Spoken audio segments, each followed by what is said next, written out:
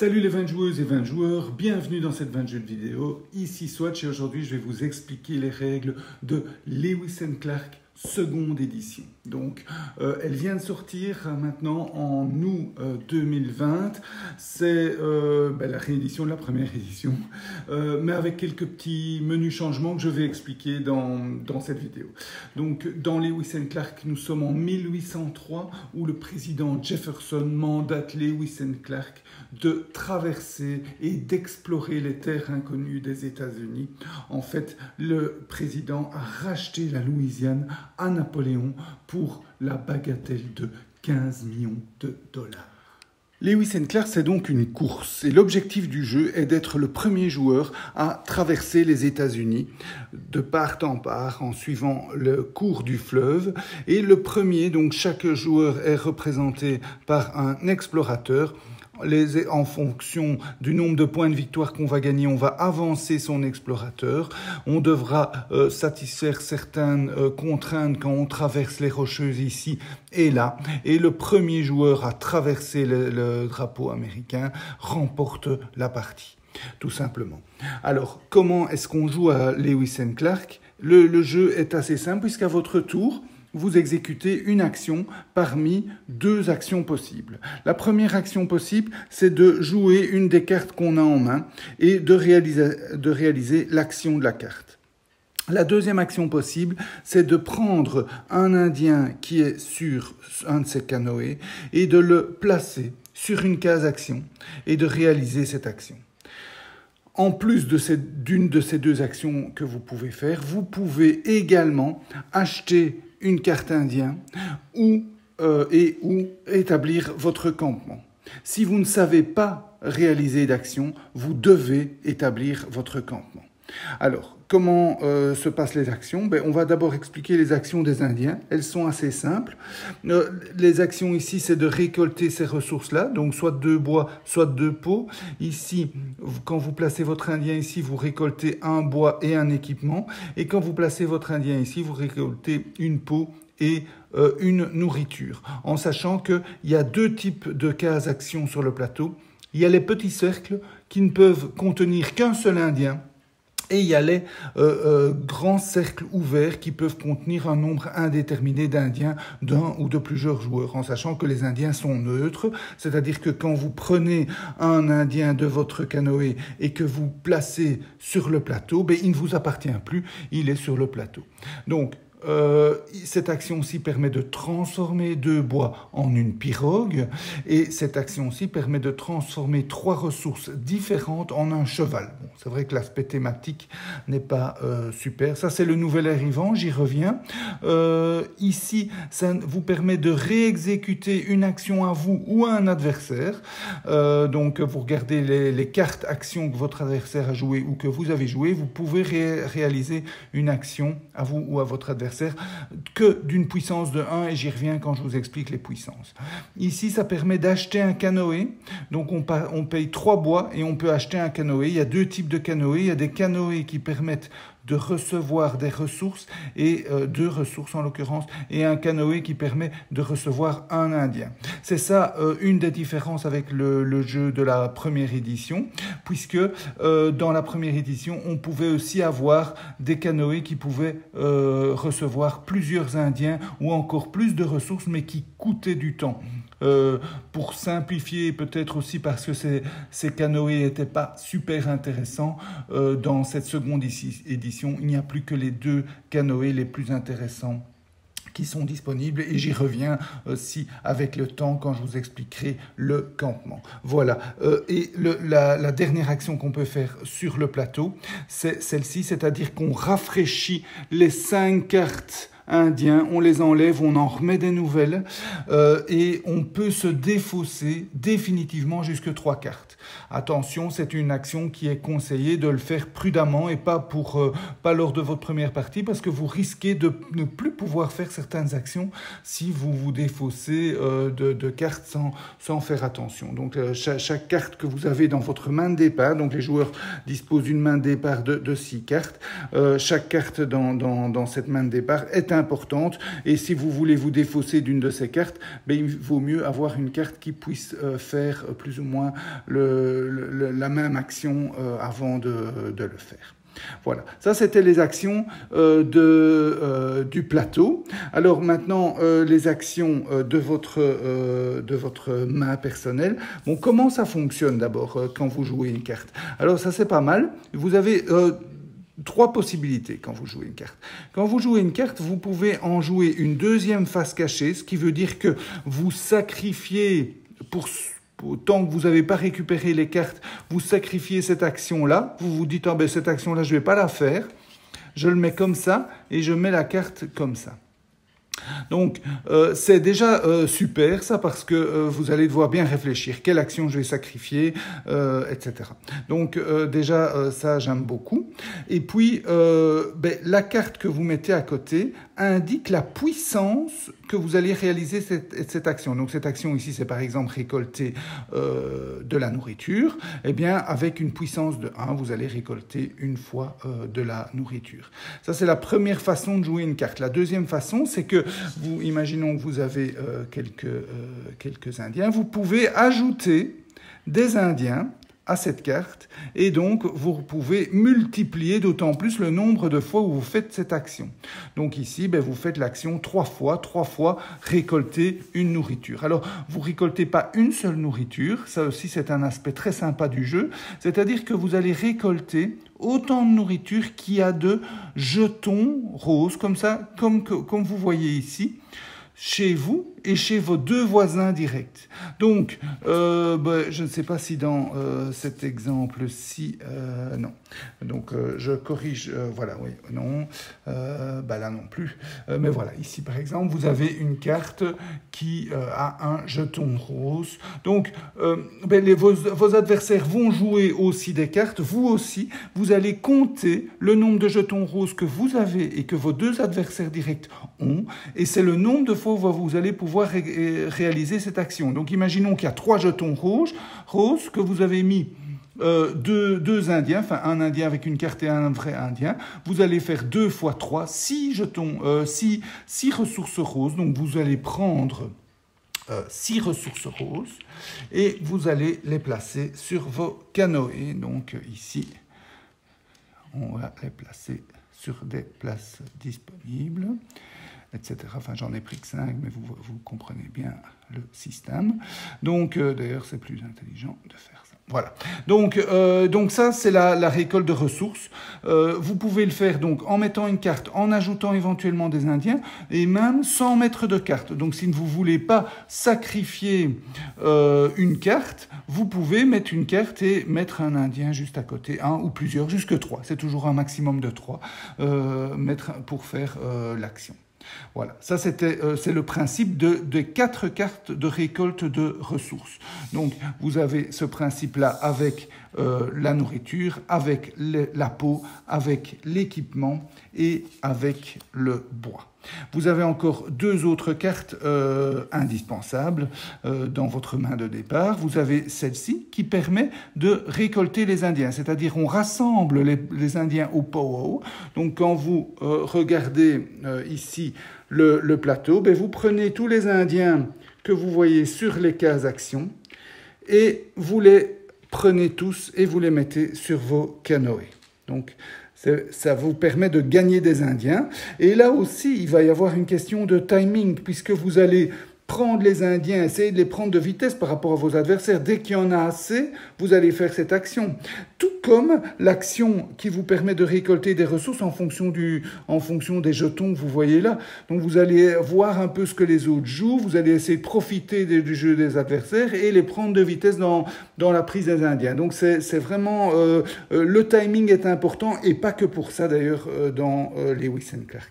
Donc, vous prenez tous les Indiens et puis vous prenez de la réserve générale un Indien que vous mettez dans la zone nouvel arrivant. Ce qui veut dire que n'importe qui peut faire cette action en prenant au minimum un Indien. En sachant que vous-même, vous pouvez la faire plusieurs fois. Donc si vous faites par exemple 2 fois l'action, la première, vous rassemblez tous les Indiens dans la zone powwow et vous prenez tous les Indiens, et la deuxième, ben, vous faites venir un nouvel arrivant et vous reprenez juste le nouvel arrivant. Et si vous le faites une troisième fois, vous faites revenir un nouvel arrivant une troisième fois et vous reprenez une troisième fois le nouvel arrivant. Donc ça, c'est le principe de cette action qui est importante, même très importante, parce que les Indiens, vous en aurez besoin pour passer et réussir votre voyage. Alors, la dernière action, la plus importante, c'est celle-ci, c'est de voyager le long du fleuve. Alors, pour voyager le long du fleuve, eh bien, vous pouvez soit payer une nourriture pour avancer de 2 cases sur la rivière, soit payer un canoë pour avancer de 4 cases sur la rivière, soit payer un cheval pour avancer de 2 cases sur la montagne. Donc si par exemple vous aviez fait ceci, donc vous faites cette action-ci 2 fois. Donc, vous pouvez, par exemple, une fois payer une nourriture et une fois payer un canoë pour avancer en tout de 6 cases sur la rivière, en sachant que vous pouvez faire plusieurs fois la même. Si vous avez 2 canoës, par exemple, ici, vous payez 2 canoës pour avancer de 8 cases sur la rivière. Et comment ça se passe pour avancer? C'est très simple. Vous avancez le long de la rivière. Attention, les explorateurs adverses, vous les sautez. Donc ici, si j'avance de 6 cases, je fais 1, 2, 3. Donc on va dire qu'il est là. Donc 1, 2, 3. 4, 5, 6. Donc, on saute tout simplement. En sachant que les règles sont bien expliquées ici donc, vous avez ici des zones mixtes. Donc, ça veut dire que quand vous avancez ici, ben, vous pouvez avancer soit sur une case mer, soit avec un cheval sur une case montagne. À partir de là, ça ne sera qu'avec des chevaux. Vous pouvez avancer ici avec des chevaux. Donc, imaginons que vous avancez de 3 cases. Donc, c'est 1, 2, 3 sur les chevaux. Si vous avancez ici de 6 cases rivière et de 2 cases chevaux, par exemple, de 2 cases montagne, vous n'avancez que de 2 cases rivière et puis de 2 cases montagne. Alors, comment ça se passe aussi avec les adversaires? Donc, vous devez regarder, si vous avancez de 2 cases ici, vous ignorez la case de l'adversaire. Donc, si vous avancez de 2 cases haut, vous ne savez faire que de 1. Et puis, parce que vous devez regarder la case d'arrivée d'après. Donc, vous ne pouvez... Et puis ensuite, vous avancez que sur des cases montagne. Donc, voilà comment ça se passe. Alors, 2 autres choses que vous pouvez faire à votre tour. La première, c'est acheter une de ces cartes-là, indien. Donc ça, c'est une action bonus. Donc à votre tour, vous jouez une carte ou vous jouez un indien. Et puis en bonus, vous pouvez acheter une carte indien. Quel est le prix? Le prix, en fait, était marqué ici. Donc c'est une peau pour cette carte-là, 2, 3, 4 et 5 peaux. Et c'est le nombre d'équipements que ça force. Donc, un équipement ici, un équipement là, un équipement, 2 équipements et 3 équipements. La force des Indiens, c'est en fait ce que vous voyez ici au dos. Donc, vous voyez que là, vous avez une force de 3. Donc, c'est pas mal. À la limite, quand vous prenez une carte comme ça, l'action là vous importe moins parce que vous avez une force de 3, vous allez pouvoir réaliser des actions avec une force de 3. Et d'ailleurs, souvent, le jeu est assez bien équilibré parce que l'action là est pas mal, mais les actions 1 sont vraiment très intéressantes. Donc, par exemple, ici, au lieu de devoir dépenser 3 jetons ressources différents pour avoir un cheval, vous pouvez dépenser avec cette carte-ci 3 jetons peau. Et donc, c'est pas mal parce que vous allez pouvoir gagner quelquefois 6 ou 8 jetons peau en une fois, eh bien vous pouvez directement les transformer en chevaux sans devoir les transformer en ressources différentes pour avoir un cheval. Ici, ça vous permet d'avancer sur les cases montagne en payant 2 bois. Donc, c'est une autre façon de traverser les cases montagnes. Ici, en payant 2 nourritures, vous pouvez engager un Indien gratuitement. Donc, vous voyez, vous avez, ça vous offre plus de possibilités, plus de puissance et plus de stratégie. Ici, vous voyez, vous avez avancé avec juste de bois, avec des montagnes. Vous allez récolter beaucoup de bois et vous allez peut-être passer votre montagne en passant qu'avec du bois. Donc, voilà, ces cartes sont vraiment chouettes parce qu'elles vont vous donner plus de stratégie dans le jeu. Donc, ça, c'est une action optionnelle que vous pouvez faire à votre tour. Et la dernière, la plus importante, je dirais, c'est établir son campement. Donc, quand vous établissez votre campement, vous reprenez, donc on va dire qu'on est comme ça, vous reprenez tous les Indiens qui ont servi imaginons que vous aviez déjà un Indien ici, tous les Indiens qui vous ont servi à optimiser, à réaliser vos actions de vos cartes, donc vous en avez 2 ici que vous placez ici, vous les reprenez là.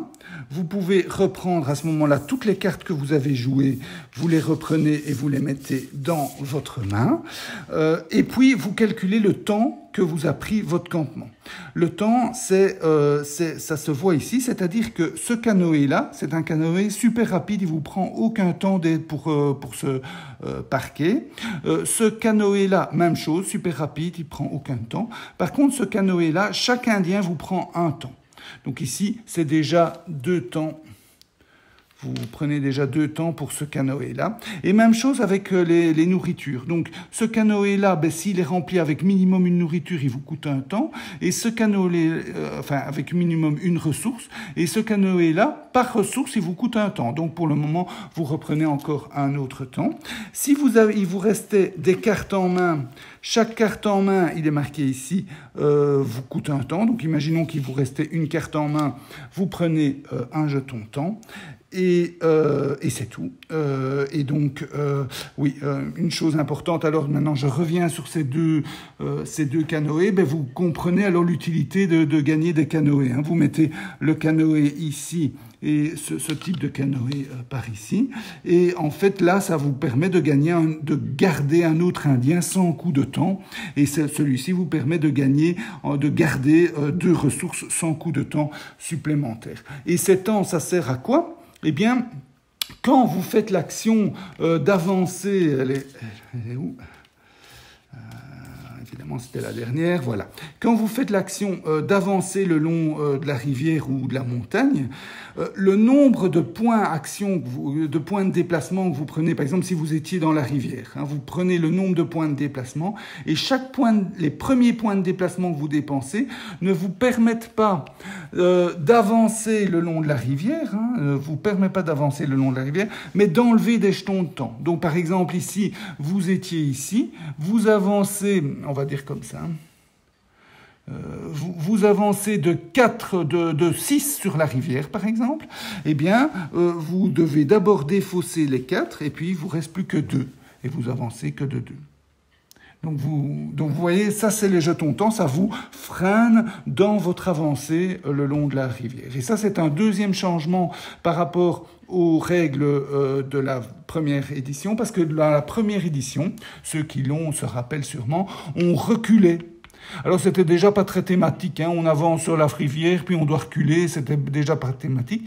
Et puis, la deuxième chose qui était très embêtante avec cette formule, c'est que s'il y avait un explorateur adverse à l'arrière, on le sautait aussi. Donc, imaginons que je recule de 4 temps, je fais 1, 2, 3, 4. Donc, je recule en fait de 5, tout simplement parce qu'il y en a un derrière moi. Ce qui était souvent un petit peu hasardeux. On ne savait pas très bien s'il allait avoir des gens derrière soi quand on allait faire son campement, etc. Donc ils ont supprimé cette règle et c'est très bien comme ça. C'est beaucoup mieux comme ça parce que c'est plus thématique et ça vous permet d'avancer. Bon, le petit désavantage, c'est qu'on ne voit pas votre campement. Avant, on voyait votre petite tente où vous l'avez mise. C'était assez sympa. Mais à part ça, mécaniquement et thématiquement, c'est beaucoup mieux. Et voilà. Voilà pour les règles de Lewis and Clark, The Exploration. Alors cette seconde édition de Lewis and Clark est très très chouette, hein. Donc moi j'ai vraiment bien aimé, on a d'ailleurs tous bien aimé chez 20 jeux quand on a joué au jeu. Le jeu n'est pas parfait pour autant. Bon, la première chose que je trouve personnellement un petit peu dommage, c'est qu'ils ont gardé les ressources de l'ancienne version, donc ces hexagones. Maintenant, quasi toutes les ressources se font en figuratif, on voit la forme.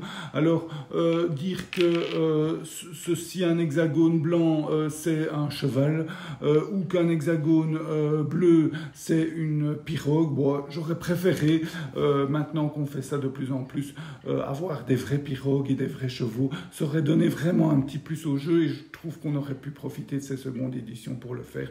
C'est un petit peu dommage. La deuxième chose qui est un petit peu moins bien, c'est que le jeu garde, entre guillemets, sa old fashion, puisque on reste dans du jeu de récolte de ressources et de transformation de ressources. On va récolter les 4 types de ressources de base et on va les transformer en pirogues, en chevaux. Déjà, même thématiquement, ça ne va pas, mais enfin bon. Donc, ça, c'est pour cet aspect gestion de ressources très très classique. Par contre, le jeu est super plaisant, d'abord d'un point de vue interaction. L'interaction est donc c'est vraiment un Eurogame sans hasard, ou très très peu, quasi aucun hasard.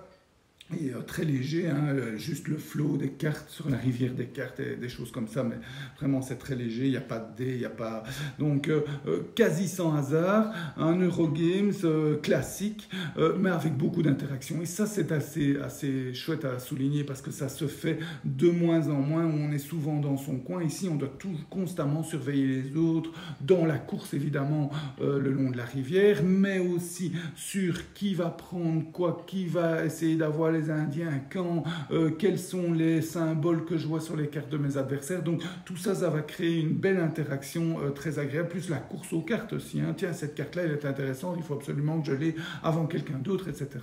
Donc vraiment pas mal d'interactions, ça c'est la première chose. Cette course, c'est assez inédit, hein. On le voit très peu dans les jeux, hein. Une course pour un Eurogame, on ne parle pas d'un jeu de course de vélo ou d'automobile. Donc ça aussi, c'est pas mal, c'est intéressant.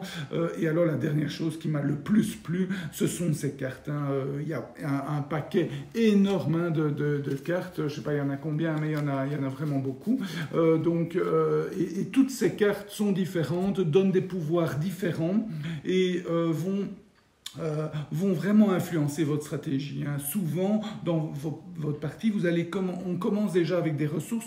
Souvent, elles vont être suffisantes pour acheter la première carte dès le premier tour.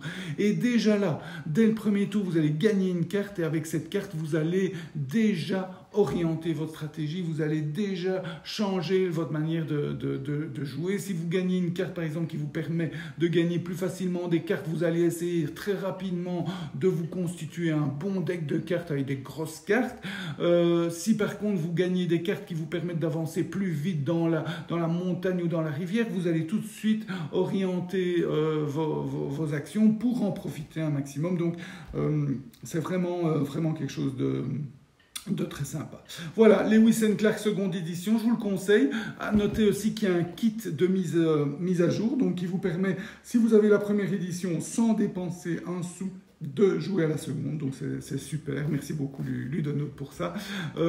Sinon, si vous n'avez pas le jeu, bien je vous le conseille, même s'il y a un petit côté old fashion, il est toujours d'actualité grâce principalement à ses cartes et son interaction, et ça donne un jeu expert mais assez simple dans l'expertise, donc très sympa à jouer avec beaucoup de gens. Voilà. J'espère que cette dégustation vous a goûté. Santé et amusez-vous bien.